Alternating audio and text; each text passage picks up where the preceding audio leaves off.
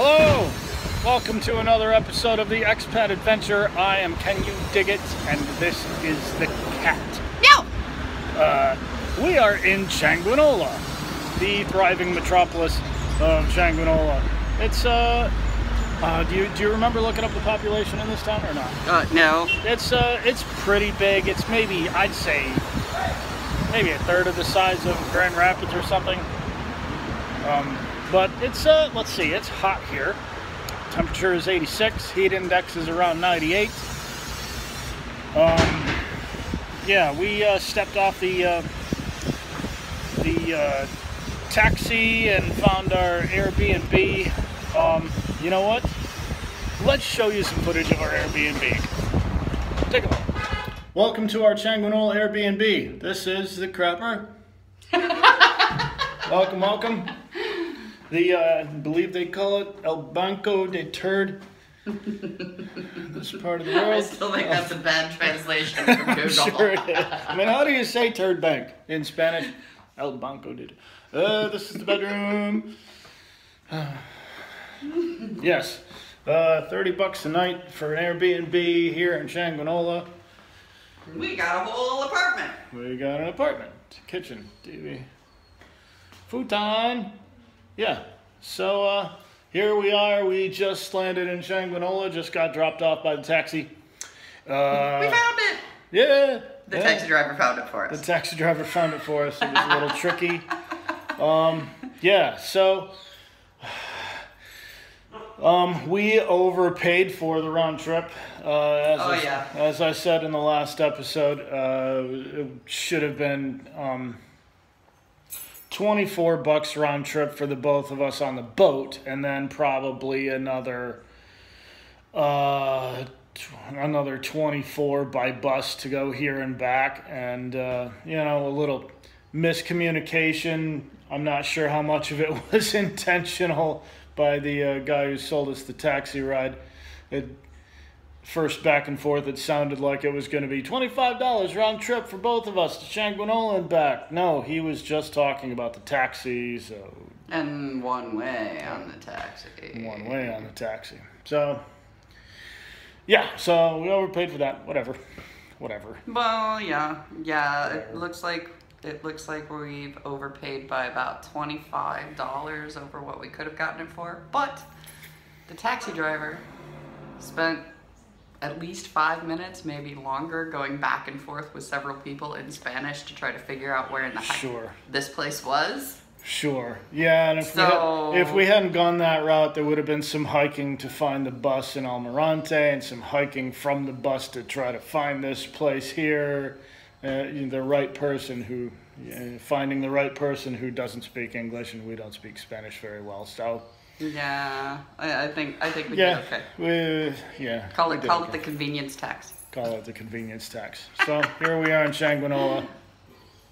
Yeah. So yeah, that was our Airbnb. Changuinola has a population of about 30,000 people. It's about a sixth of the size of Grand Rapids by comparison. About the same size as Holland. About the same size as Holland. Small town. So yeah, most of the land surrounding Changuinola is banana plantation owned by Chiquita. We got a little bit of a tour from a very nice young man. His name is Joseph. And that started with some sort of misunderstanding between us and the person that we got the Airbnb from. Our Airbnb is a nice little apartment. A woman showed us where it's at, gave us the keys, but she doesn't speak English at all. So we put our stuff in there, got settled a little bit, and then we took off. And we tried to wander off, you know, into the, not really into town, but, you know, back into like a foot trail area between houses. Yeah, so it's kind of a densely populated housing community back there, and we just wanted to wander through that and look at real estate and look at the houses, and I think she stopped us, and I think she was trying to explain to us that, hey, town is over that way, you're going the wrong way. You know, she assumed that we were here to go shopping or whatever, 'cause, you know, look at us. Yeah. And we tried to explain to her that we wanted to go look at the houses and whatnot. And she was like, the really big grand houses, they're the other way. We were like, no, just the regular ones. And she seemed very perplexed and confused by that. She doesn't understand what we're doing. So she and some other woman, I don't know how they're related, but they were at the same house. The second woman said, hang on, I'll show you around, in Spanish, but I think we got something like that from her. She walked us a few blocks and introduced us to a very nice man. His name was Joseph. Really great guy. Talked to him for a minute. He speaks really good English. He's kind of insecure about how he speaks in English, but he speaks English better than a lot of English-speaking people that I have met. But really nice young guy. Very intelligent, I think. Very intelligent. Very intelligent. So he showed us around. Yeah, just wandered through the city, explaining he's trying to learn English better, and he doesn't get many chances to talk to English-speaking people to sort of sharpen his skills. He wants to go to the United States. Talked about politics briefly, but we aren't particularly interested in politics at the moment. Yeah, really nice guy. We tried to buy him lunch, and he took us to the one place that he might eat at here, and it was closed. And he just said, I'll just go home for lunch. Thanks anyway. Okay, you know, really nice kid. But I've got his contact info. I've got his number on WhatsApp. So we may or may not catch up with him in the future.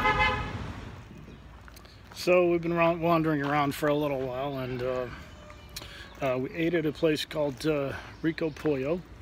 That was yummy. Nice little local joint. Little hole-in-the-wall place. Little hole-in-the-wall place. Cafeteria style. Yeah, it was our... We actually went into one restaurant and looked at the menu full of gringo prices and said, that's why this place is empty. And we split. Went to a local joint. Yeah. Paid less for both of us to eat and drink than we would have for one plate at the other place. True, true. So, yeah, we're walking through Changuinola, and houses are cute. I like a place that has like yellow and purple houses and pink and pastels and all of that stuff. It's interesting, at least, to look at. It is too hot here for the cat. There isn't much breeze at all. You have to get up off the ground quite a ways. Like in a third story, you might catch a breeze. We took a bridge over the highway over there, and you know, it's nice and breezy up there, but all of the housing here is at ground level, so there's almost no breeze at all. It's just plain hot, which doesn't bother me so much, but it would if I'm trying to sleep. Yeah, you're gonna have to tonight. There's no air conditioning. There's no AC in our Airbnb, so yeah, it's been quite a while since I've really had to sleep in someplace hot. We'll see how that goes, but we wander around until then, get lots of fresh air, get good and tired. Maybe I can get it to work. Hello, we are coming to you from the Changuinola Cemetery. Check out a new city. Gotta check out where the dead people are. Right, new city, new cemetery. Here we are, Changuinola Cemetery. So yeah, we've been wandering around Changuinola pretty much all day, and we sort of discovered what we suspected, that this place is not really for us. So yeah, if you count Bocas Town as a city, this is the third city that we've been to.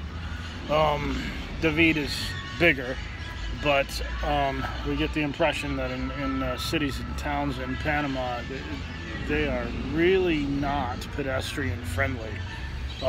There is very little room for, you know, walking or riding a bike or anything like that, which... Well, I mean, they have a lot of sidewalks and areas, but they're not up to code. Often not. I mean, a lot of times there are just, you know, cars parked right up against the buildings, and you just have to wander out into traffic, and the traffic is bumper to bumper. So, and they're crazy drivers. They're all crazy drivers. They're all crazy drivers. Yeah. But we haven't seen an accident yet. Haven't seen an accident yet. For as crazy as the drivers are. Drivers are pretty aggressive. But so yeah, that's one thing that's going to it's going to be a sticking point for me. I hate driving in general. I've said that before. I mean, I'd like to be able to walk places, or ride a bike in certain places, and that may be a challenge to find a place like that somewhere in Panama. I know Bocas, you can do that in Bocas. I think primarily because it's an island and it doesn't make any sense to have a car on the island, but a lot of people have cars on the island, and it does kind of make sense to have some kind of vehicle when you consider how far across the island it is and how crappy the roads are. I suppose. It took us almost an hour to drive a car from one side of the island to the other. Yeah, if you're gonna have land that far out, then yeah, I guess it makes sense to have a car, I guess. But I suppose. All right, so we thought we should include a shout out to our favorite Skyman, Skylar. How you doing, buddy? Talk to you soon. Miss you. Until next time, this is Can You Dig It and the Cat. Yeah. See you next time on the Expat Adventure. Good night.